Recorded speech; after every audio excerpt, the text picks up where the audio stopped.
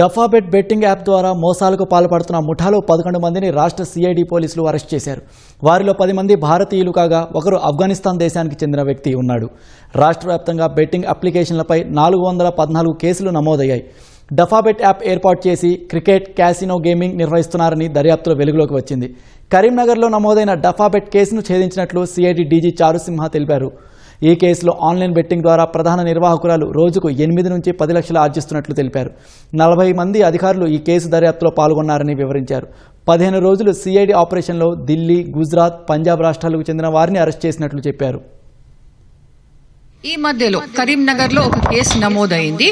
In which ఒక complainant almost 10 లక్షలు loose చేశారు డఫాబెట్ యాప్ పైన, డఫాబెట్ ఆన్లైన్ బెట్టింగ్ యాప్ పైన.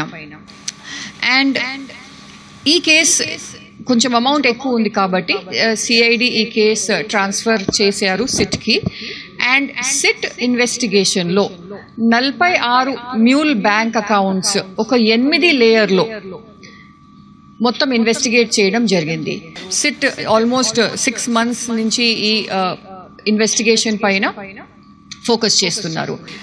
Almost on a daily basis మనం చూసుకుంటే ఈ అక్యూజ్డ్ ఇప్పుడు ఈ రోజు అరెస్ట్ చేసినది almost 11 accused have been arrested. And మనం వీళ్ళు బ్యాంక్ ట్రాన్సాక్షన్స్ చూస్తే ఆల్మోస్ట్ రోజు వీళ్ళ సంపాదన ఒక 8 లక్షల నుంచి 10 లక్షల రోజు సంపాదన ఉంది ఈ మెయిన్ ఆర్గనైజర్స్ ది.